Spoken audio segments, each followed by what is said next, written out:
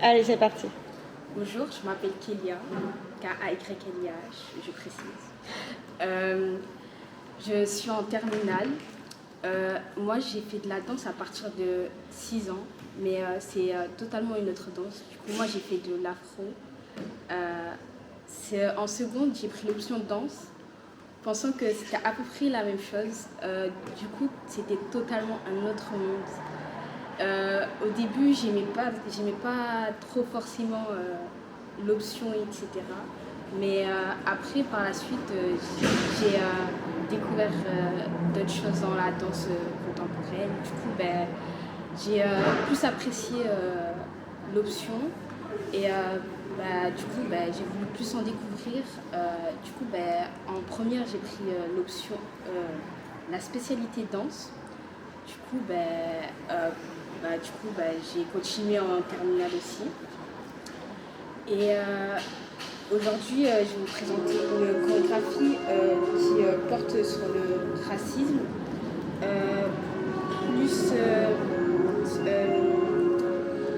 On va découvrir comment la danse peut-elle servir à un langage universel pour dénoncer les injustices sociales et l'unité et de la diversité. J'ai voulu pour thème le racisme parce que dans ce monde, on a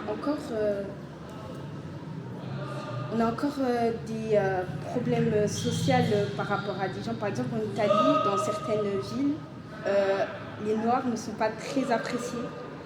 Et dans cette danse, j'ai voulu montrer comment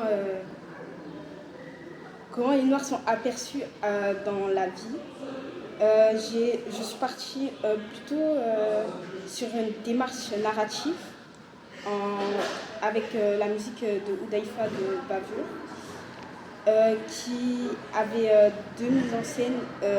D'un côté, les policiers qui patrouillaient, c'était une journée matinale normale, l'enfant qui était à l'école, qui avait des bonnes notes, etc.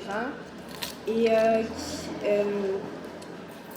des parents qui étaient heureux que leur fils qui réussissait dans l'école, qui étaient contents que leur fils réussissait de partout. Et on va dire qu'un jour, il sortait de chez lui, il voulait se balader comme ça. Et les policiers sont juste comme ça venus lui dire oui, est-ce que je pourrais voir vos papiers d'identité, etc. Et lui, il ne savait pas pourquoi il était là, pourquoi il voulait savoir lui donner les papiers d'identité. Et les policiers, on va dire que les policiers ils viennent comme ça, sans pouvoir donner vraiment une explication à pourquoi ils veulent donner les papiers. Et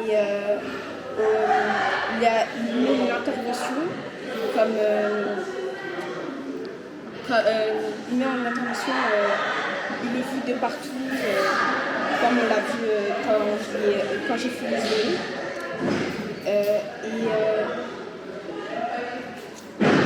Et à la fin, j'ai voulu représenter une image forte de George Floyd, parce que George Floyd, déjà c'est très récent, et ça représente la bavure policière, que les policiers ont des droits, que certains droits sont trop élevés par rapport à ce qu'ils devraient faire. Ils sont plutôt...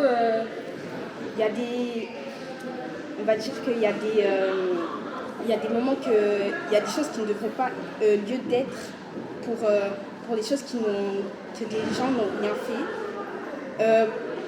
Aussi, j'avais donné pour titre ma chorégraphie écho de lutte, danser contre le racisme. J'ai donné ce titre parce qu'il suggère un écho visuel de la chorégraphie sur le racisme. Ok, on va s'arrêter là, Kélia, parce qu'on a fini l'exposé. Mais tu vas nous expliquer comment tu as travaillé avec tes danseurs, caractériser les mouvements des uns et des autres, caractériser ton espace, aller sur ta démarche de création. Avance un petit peu, c'est pas facile, il y a du bruit.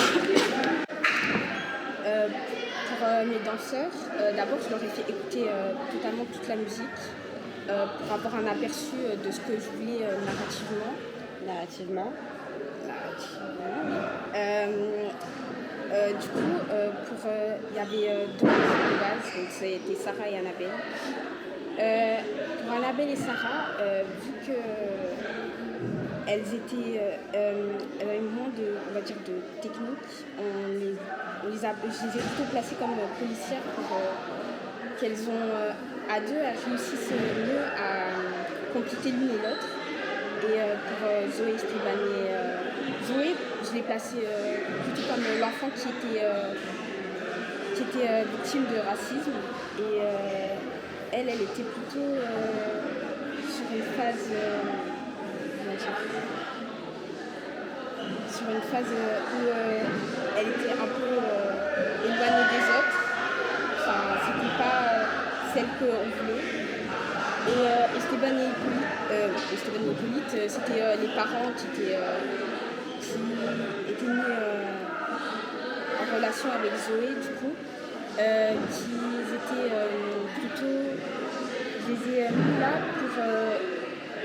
parce qu'il y avait des techniques que je voulais, comme le porter, etc.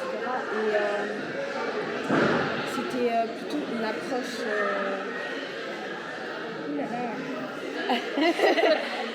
Mieux vaut aujourd'hui, hein? Alors, ok. Comment est-ce qu'il y a des images fortes dans ta chorégraphie? Celle de George Floyd, comme je vous ai dit tout à l'heure. C'était pour représenter le racisme et du coup le pouvoir que les policiers ont dépassé plus qu'ils devraient être dans la société. Et qu'ils ont un pouvoir qu'ils dépassent, alors que certaines personnes font plus de choses dangereuses que d'autres. On a bien compris la narration. Par contre, tu ne nous expliques pas le mouvement. Il faut que tu nous expliques absolument le mouvement. Comment justement ce rapport des policiers... Comment tu as travaillé sur le mouvement de la police et comment il est différencié de celui de... En fait, tu nous parles beaucoup de l'histoire, mais c'est bon, on a compris. Par contre, et puis la chanson le dit, donc ce qui est important, c'est comment tu travailles ton mouvement. Comment vous avez travaillé le mouvement, mademoiselle?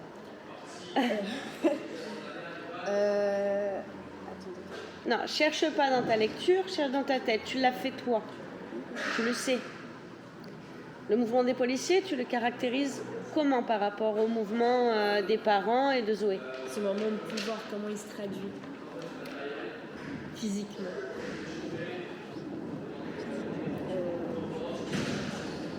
Passe par espace, temps, flux, corps. Comment tu caractérises ton mouvement? Rien que la marche, elle est comment cette marche? Est-ce qu'elle est ronde? Ah, bah alors vas-y, tu le connais? Elle est plutôt synchronisée et... Oui. Coordonnée, synchronisée. Synchronisée et plutôt géométrique par rapport à leur pas. Et par rapport à l'espace aussi, c'est un carré qu'ils font. Hein? Il y a des angles. Et alors que Zoé, elle est comment? Zoé, elle est plutôt au début toute seule en train de... Ça, on a bien compris qu'elle était toute seule en train de travailler. Comment la motricité est?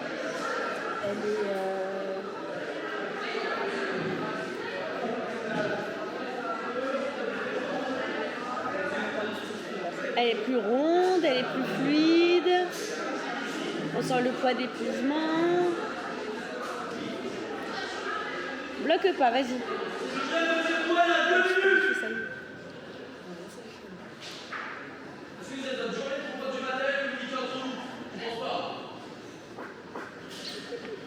Faut pas que tu te bloques, Kélia, t'as tout. Non, mais madame, ça y est. Qu'est-ce qui s'est passé? Qu'est-ce qui se passe? Pourquoi tu n'arrives pas à t'exprimer? Je n'aime pas parler à l'oral, ça me... Eh oui, mais là, va falloir s'entraîner. Mais ça me stresse. T'es énormément sur la narration, sur l'histoire, mais en fait, l'histoire, on l'a dans la chanson, donc ça sert à rien. Je me fais une explication du texte, de textes qu'on a déjà entendus et qu'on a vu, puisque c'est une danse narrative. Par contre, la manière dont tu as travaillé le corps, c'est ça, le cœur de ta chorégraphie. Et c'est là où tu te plantes. D'accord? Ce qui est intéressant, c'est que la motricité des policiers, elle est plus angulaire, que les mains sont derrière le dos qui représente un angle, l'attente. Ils regardent de droite à gauche comme une surveillance. Ils avancent. Tu vois ce que je veux te dire? Tu l'as créé. Comment est la motricité des parents? Elle est douce. Il y a le fait qu'ils veulent la porter pour la porter le plus haut possible dans leur avenir. Tu as toutes ces symboliques. Tu les as, tes symboles. Tu les as créés comme ça. Donc tu peux en parler. Tu l'as fait toi. Tu as des images qui sont super fortes. Tu as des choses qui sont super... le mur. Un corps de présence aussi. Oui. Tu vois, tu peux utiliser ça, un rapport de corps à une présence. Tu as utilisé ces choses-là sur le corps. Je sais pas si vous avez... Oui, il y a la fouille. La pièce de Pilat. Oui. On utilise ça qui l'embauche Dans Contact Off, avec les petits gestes du quotidien. Tu as énormément de choses à dire. Tu n'es pas allé non plus sur les chorégraphes. Ce geste-là, c'est une intrusion. Ce geste-là, c'est une intrusion. Il commence par on sent la fouille, mais toi, tu as voulu montrer au-delà de la fouille, il y a une intrusion. Dans l'espace intime de la personne.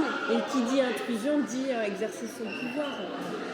Et dit volonté de se rebeller. Et en fait, tu as tous tes éléments, ces narratifs, tu les as, Kélia. Juste, aie confiance en toi et structure, non pas par rapport à la narration, structure par rapport à ce que tu as fait, puisque tu l'as fait. J'ai rien dit, moi, j'ai pas touché à ta chorégraphie, c'est toi qui l'as fait. J'ai juste touché un petit peu à l'espace, c'était tout. Vrai ou pas vrai? C'est toi qui l'as créé complètement, cette chorégraphie. Fais-toi confiance. Elle tient la route, mais ton discours, il faut qu'il tienne la route. Le rapport aux autres, tu vois. Il est clair. Quelqu'un qui marche de façon continue, qu'est-ce que ça représente? Quelqu'un qui est assis, tu la mets devant, elle est assise, donc c'est elle que tu mets la lumière sur cette personne. Quel est le rapport entre les autres? Pourquoi d'un coup il est peut-être quelque chose de plus violent, elle tombe, tu vois, des petits éléments. Tu as tout précis dans ta chorégraphie que tu peux utiliser pour remettre, pour parler de ta thématique, mais qui sont de l'ordre de mouvement. Alors, c'est pas grave, on va travailler le discours, mais ça veut dire qu'il va falloir travailler aussi le grand oral. Le grand oral, ça va, ça. Oui, mais on va juste travailler ton discours parce que ta chorégraphie est très cohérente. Il n'y a pas de souci. D'accord? Et c'est toi qui l'as faite. Tu sais pourquoi, qui était où et quand et comment et qu'est-ce qu'on regardait et tout et tout. Tu l'as faite. Oui? Allez, ça va le faire, t'inquiète pas. C'est normal. C'est mieux maintenant que...